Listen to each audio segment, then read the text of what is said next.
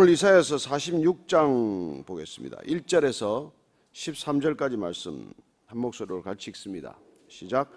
벨은 엎드려졌고 느보는 구부러졌도다. 그들의 우상들은 짐승과 가축에게 실렸으니 너희가 떠매고 다니던 그것들이 피곤한 짐승의 무거운 짐이 되었도다.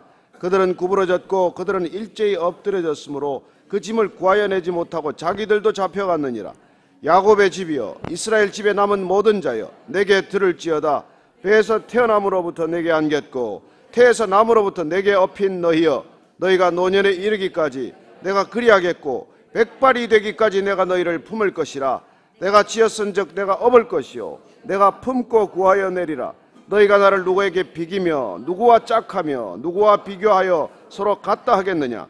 사람들이 주머니에서 금을 쏟아내며 은을 저울에 달아 도금장에게 주고 그것으로 신을 만들게 하고 그것에게 엎드려 경배하며 그것을 들어 어깨에 메어다가 그의 처소에 두면 그것이 서 있고 거기에서 능히 움직이지 못하며 그에게 부르짖어도 능히 응답하지 못하며 고난에서 구하여 내지도 못하느니라. 너희 패역한 자들아, 이 일을 기억하고 장부가 되라. 이 일을 마음에 두라. 너희는 옛적 일을 기억하라. 나는 하나님이라, 나 외에 다른 이가 없느니라. 나는 하나님이라, 나 같은 이가 없느니라.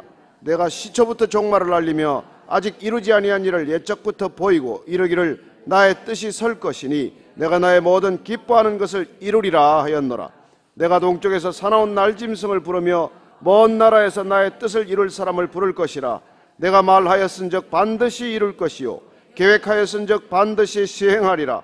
마음이 완악하여 공의에서 멀리 떠난 너희여, 내게 들으라. 내가 나의 공의를 가깝게 할 것인즉 그것이 멀지 아니하나니 나의 구원이 지체하지 아니할 것이라. 내가 나의 영광인 이스라엘을 위하여 구원을 시온에 베풀리라. 아멘. 바벨론에 대한 심판의 메시지, 심판의 예언은 얼마나 우리의 마음을 평안하게 하는지 모릅니다. 포로로 끌려가서 노예로 살아가는 그 땅도 결국은 멸망한다는 것입니다.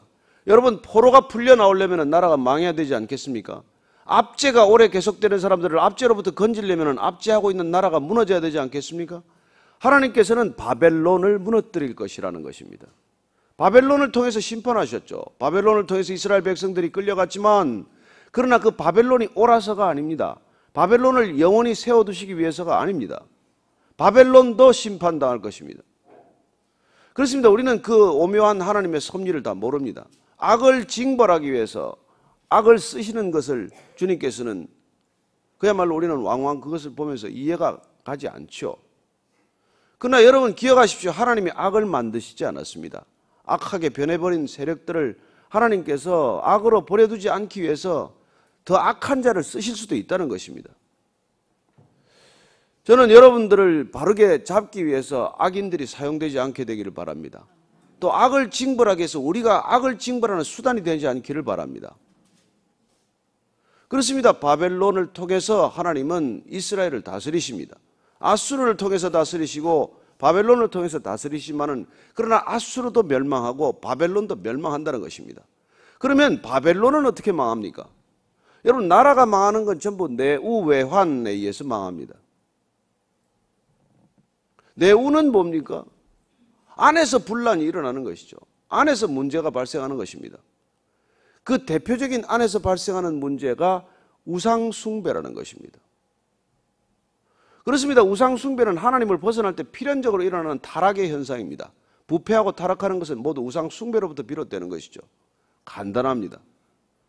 오늘날은 뭐가 우상일까요? 대표적인 우상은 우리는 돈, 권력, 성을 대표적인 우상이라고 말합니다.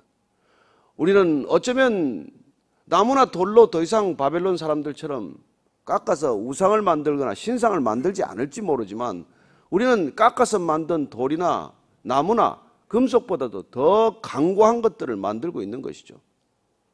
그렇습니다. 얼마나 돈이 우상이 되었습니까? 돈이면 못할 일이 없다.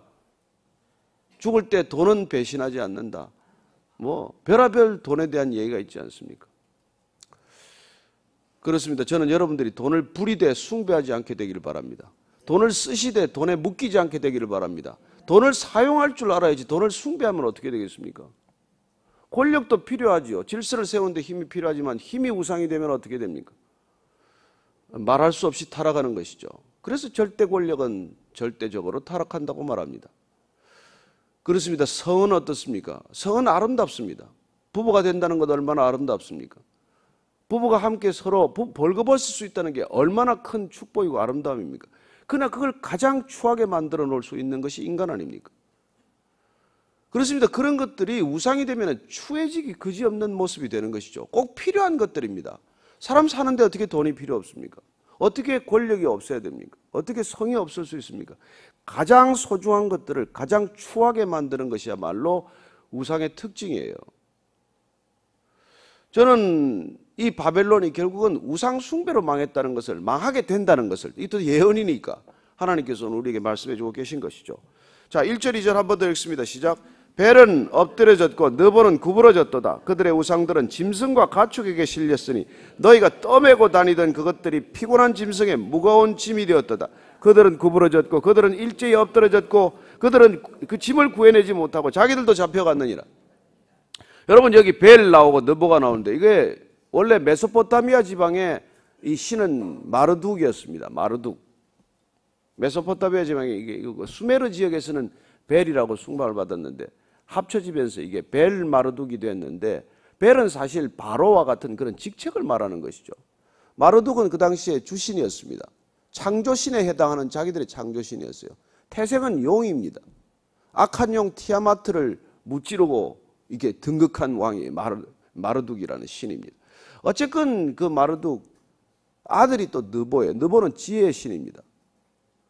이걸 뭘로 만들었겠어요? 돌로 만들었죠.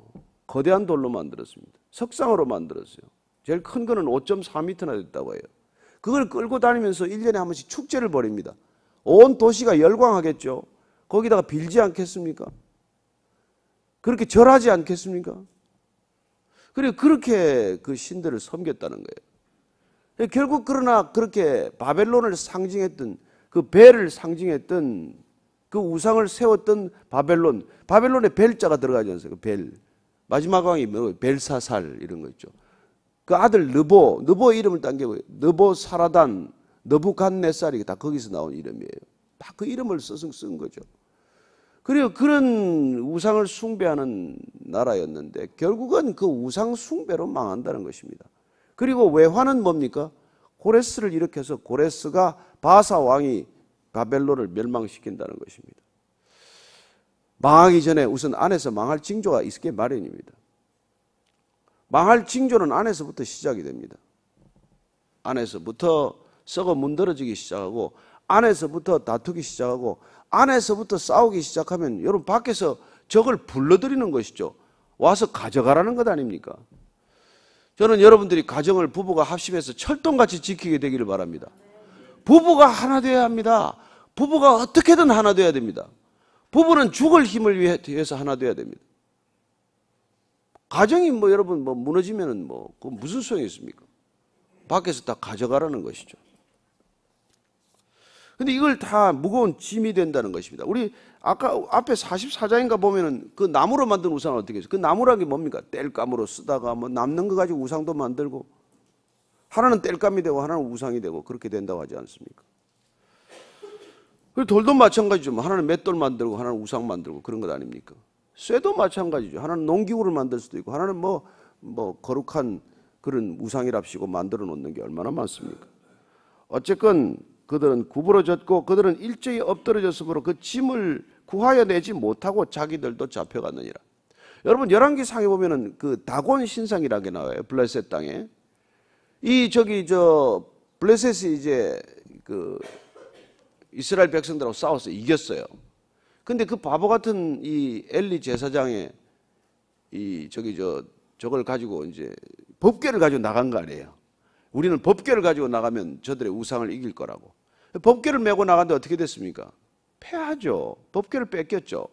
그래서 이제 뺏겨가지고 아스돗이라는 데 가서 그 법궤를 갖다 두었어요. 전리품이니까. 근데 무슨 일이 일어납니까?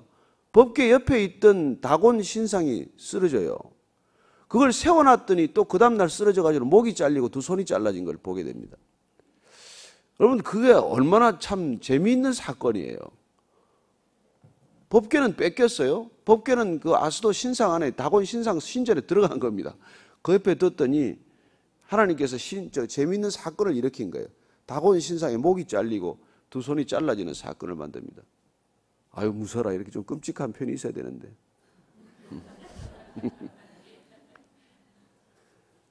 그렇게 능력 있는 걸 보여주셨어요. 근데 왜 그러면 전장에서는 안 보여줍니까? 전장에서 그렇게 하지. 하나님은 여러분 우리 뜻대로 움직이지 않습니다. 하나님 당신 자신을 지킬 수 있는 분입니다. 우리가 지켜드리려고 애쓸 뿐이 아니에요. 우리는 하나님을 위해서 일할 필요 없습니다. 늘 하나님이 우리를 위해서 일하십니다. 우리는 하나님이 우리를 위해서 일하신다는 걸 받아들이면 됩니다. 하나님이 계신다는 걸 인정하면 됩니다. 하나님을 위해서 몸부림치는 것처럼 불쌍한 사람이 없어요. 그건 뭐 마치 어린아이가 부모를 위해서 뭐 지가 뭐라도 버는 것처럼 애쓰는 거나 마찬가지입니다. 예? 그리고 어쩌면 뭐 비행기 안에서 미국을 빨리 가겠다고 뛰어가는 거나 마찬가지입니다. 그냥 타고 자면 됩니다.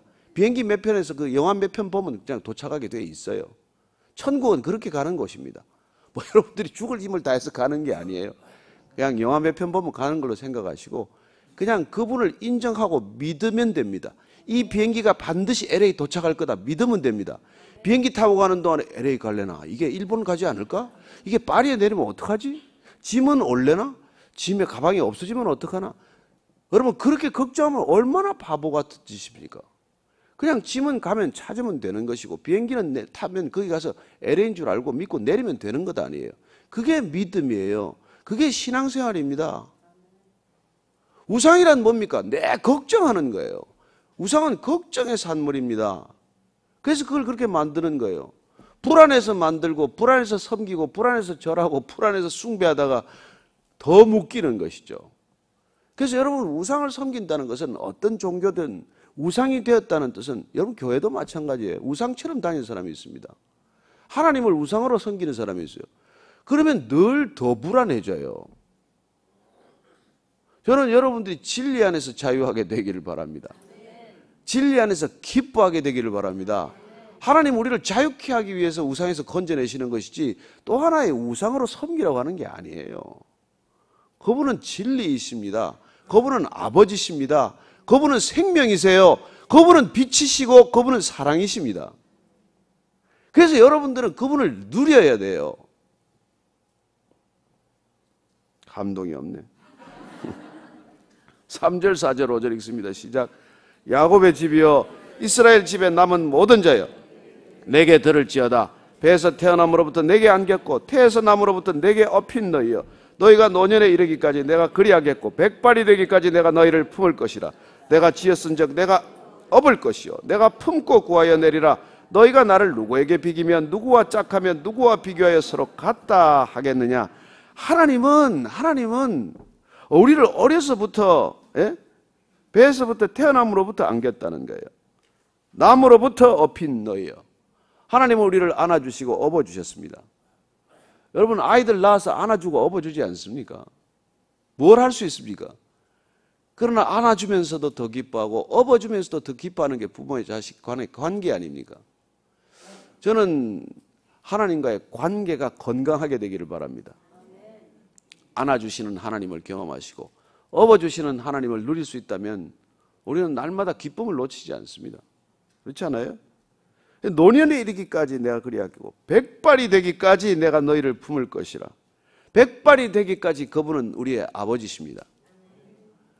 여러분 저희 어머님도 이제 90이 다 됐습니다만은 부모는 맨날 자식 걱정 아니에요. 자식 걱정 아닙니까?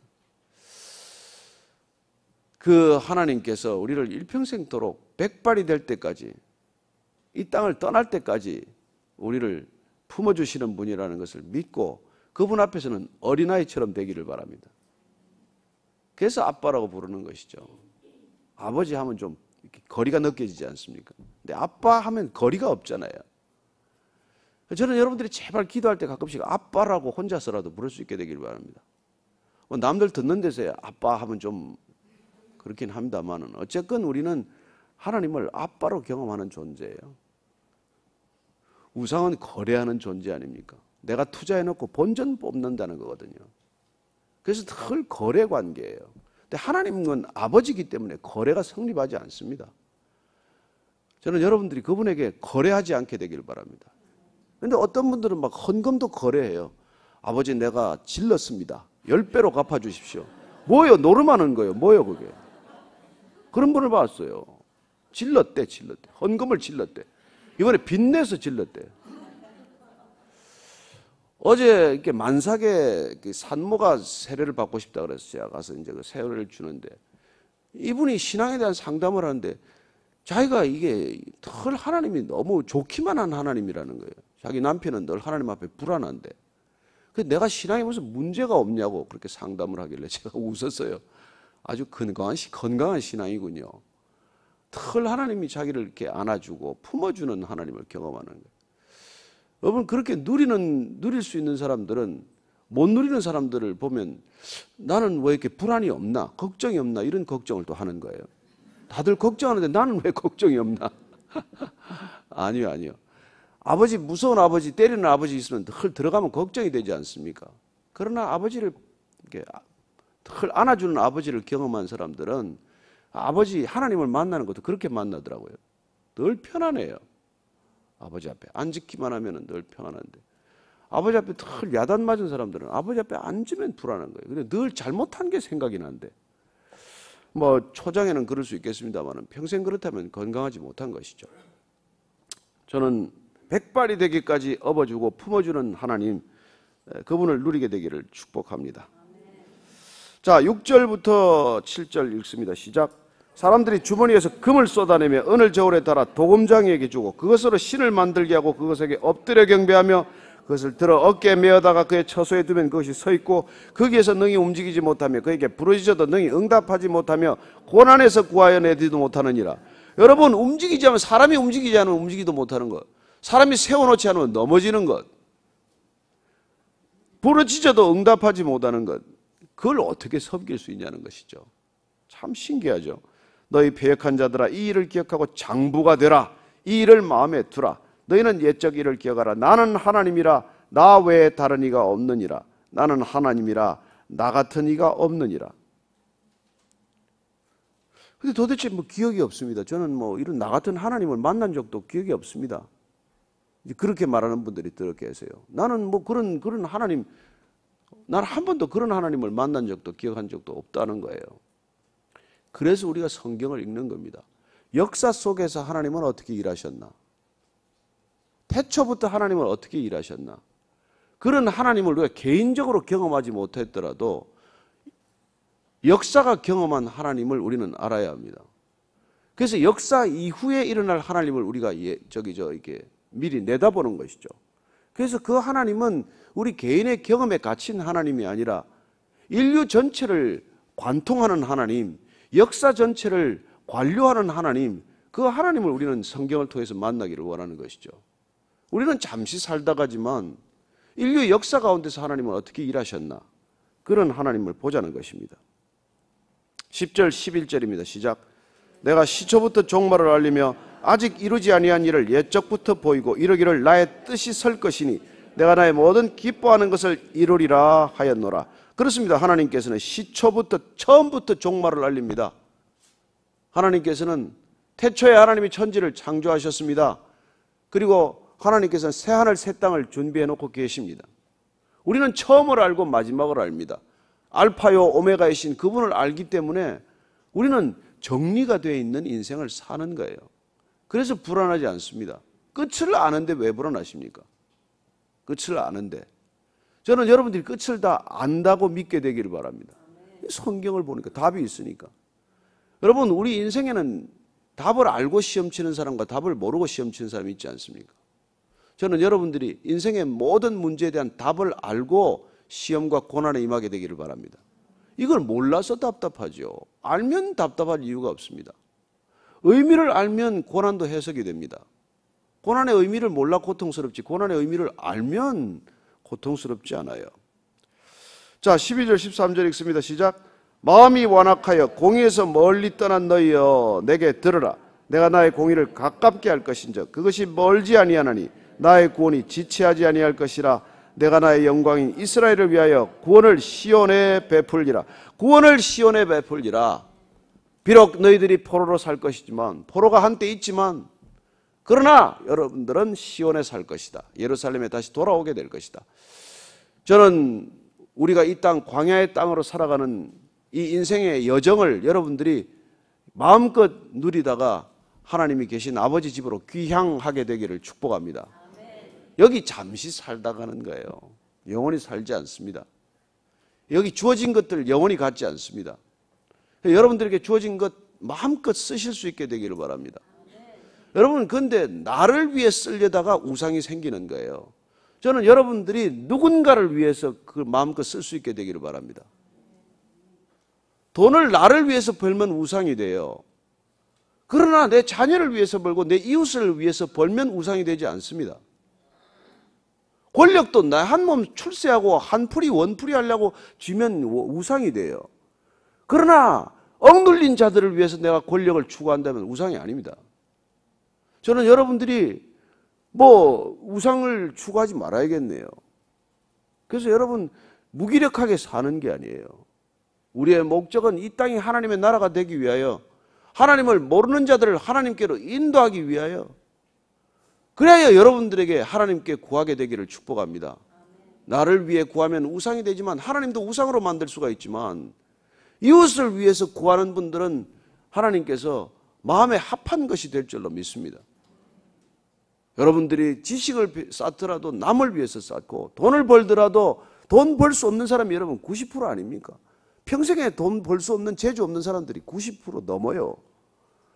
그런 사람들을 위해서 돈 버는 재주를 주셨고 탤런트가 있으니까 돈 벌어서 돈 못 버는 사람들에게 쓰는 것이고, 권력을 주면 권력 없는 사람들이 얼마나 많습니까? 억울하게 재판에 패소하고 재판 비용이 없어서 재판 한번 못하는 사람이 얼마나 많습니까?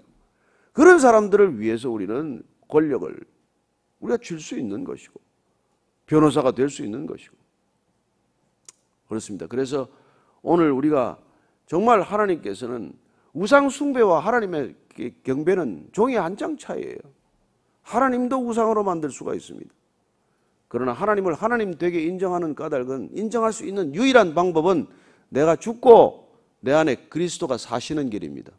내가 이제 십자가에 못 박혔나니 그런즉 이제는 내가 사는 것이 아니요 내 안에 그리스도께서 사시는 것이라. 이제 내가 육체 가운데 사는 것은 나를 사랑하사 나를 위하여 자기 몸을 버리신 하나님의 아들을 믿는 믿음 안에서 사는 것이라. 그때 여러분들 우상에서 벗어나는 거예요. 어떤 우상도 여러분을 흔들지 못합니다. 자유하십시오. 기뻐하십시오. 마음껏 찬양하십시오. 오늘 기도할 때 그런 감사와 기쁨으로 주님께 나아가게 되기를 축복합니다. 같이 한번 기도하십시다. 하나님 아버지, 얼마나 감사한지 모르겠습니다. 하나님, 우리가 불안하다면 우상에 묶일 수밖에 없지만 주님 우리 안에 오셔서 온 세상보다 크신 하나님, 온 우주보다도 크신 하나님 내 안에 좌정하셔서 정말 내 안에 부족함이 없습니다 고백할 수 있게 하셔서 감사합니다. 사정과 형편은 어떤 것도 달라지지 않았을지라도 주님 내 안에 계셔서 나와 동행하시니 그렇습니다. 다윗의 고백처럼 나는 부족함이 없습니다. 하나님이 나의 아버지신데 내가 어떻게 부족할 수 있겠습니까? 그렇게 하나님께 반문하는 우리 모두가 되게 하여 주옵소서.